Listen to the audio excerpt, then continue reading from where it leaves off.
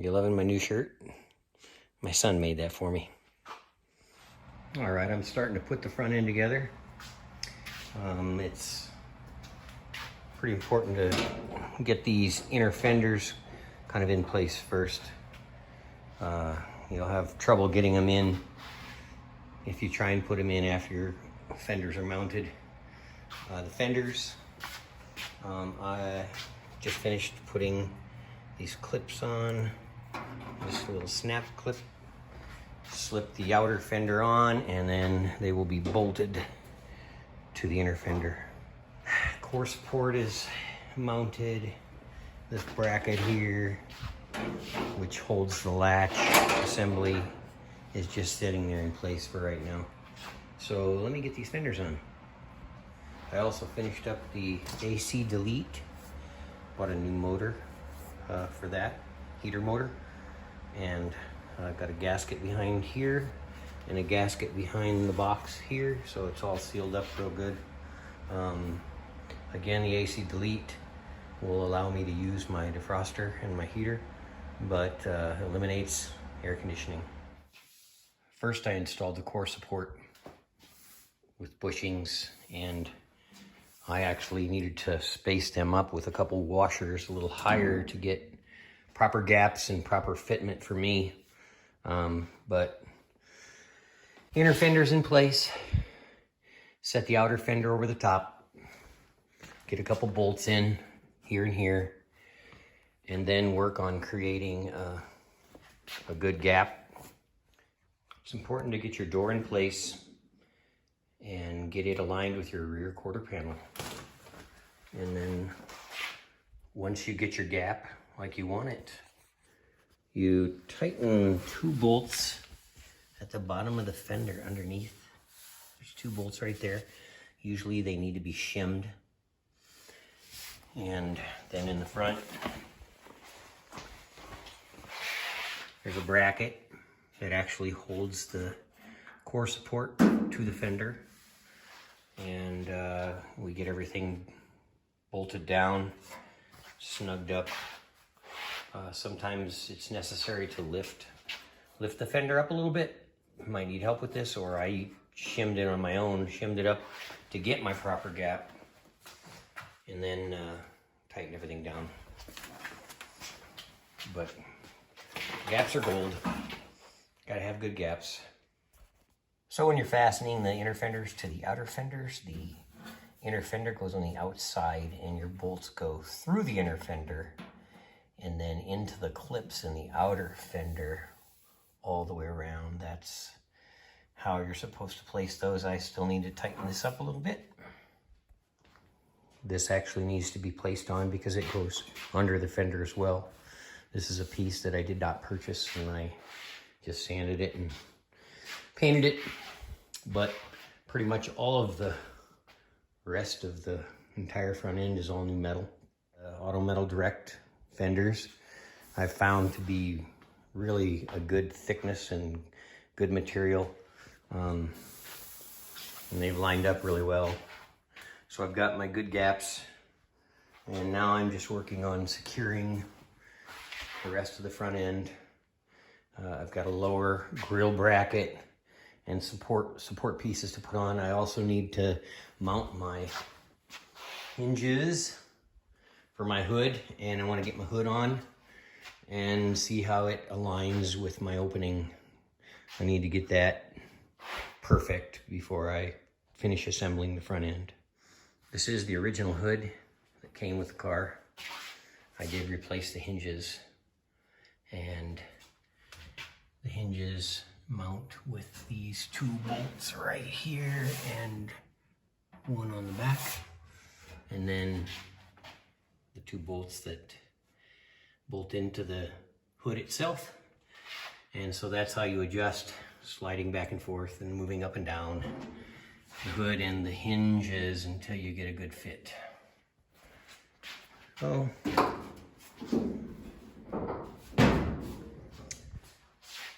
I like it. Progress. Starting to look like a car. Got the hinges on, put the hood on, made some adjustments. My gaps are not bad. They can be better, but it is sitting pretty good. Minor adjustments. Got the latch in, attached to this latch support, attached to a new bracket that supports the latch, and the lower grill portion. Everything is lining up great. So, with the latch working, just got to finish bolting everything back together. There's also 2 cross pieces that fit in here, one on each side, that helps hold the grill in place. Got the radiator installed. It's a cold case aluminum radiator designed to fit the 70 Chevelle without changing any mounting brackets. Pretty easy to install a radiator. It's got 2 rubber pads at the bottom on each side and 2 rubber pads on the top. And this bracket with 4 bolts holds everything in place. I'm continuing to get the front end put together. Got my grill mounting brackets and latch supporting brackets all in. It's all pretty strong and fits pretty good. Well, actually it fits really good.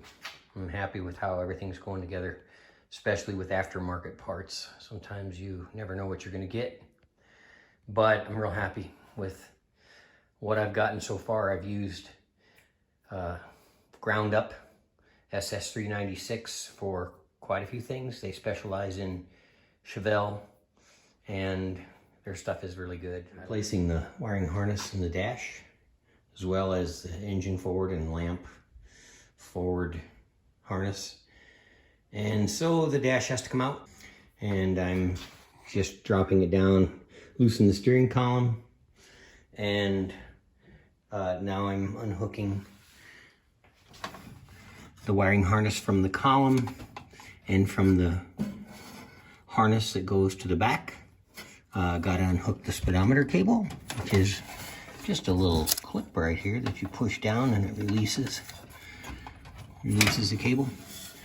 And now I'm gonna unhook the controls, heater controls, and vacuum lines, so that I can just pull this dash completely out of here. And I'll clean it all up and rewire it. Dash coming out with the harness connected to it. When I put the new harness in, I'll just unplug and plug new harness right back into the same spots, hopefully. This is what it looks like with the dash removed. Got a little cleanup and rust control to do there as well. A lot of work. Restoring a car. It's gonna be worth it though. Gotta stay positive. It's gonna be worth it. My old dash and old wiring harness, I labeled everything because I'm transferring it over to a new dash that I got from Ground Up and purchased all new gauges and everything. I just wanted to get it right and make it look good. So my new wiring harness is here, and I'll get this all put together on my dash and slap it back in. Then I can get the engine bay wired up and hopefully get this thing started in the next week or so. My old gauge cluster and backing was pretty brittle, and a few parts broke when I was taking it apart. And the reason I'm replacing the dash housing, as you can see, there are some holes drilled with some plugs in the dash. Thought I could just repaint it. And also look at this giant hole someone cut for a radio. So it's in pretty rough shape. I decided to purchase a new one. So I purchased a new floor pan, but decided for strength reasons, there's not any cross braces going underneath the pan, and I didn't want to cut out the entire pan and replace it. I just cut pieces out of the new pan and patched it so that all the lines and everything would match up. You can't tell the difference, what's new and what was old. Cleaned it up, painted it, and ready for some sound deadener and some carpet. And I thought I'd throw a little clip in of my 2-year-old grandson helping me out. You close the door and oh my, is it too dusty in there? Yes. Oh.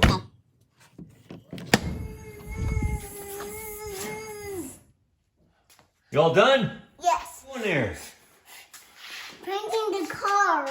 Oh. What color are you going to make it? Blue. Nice.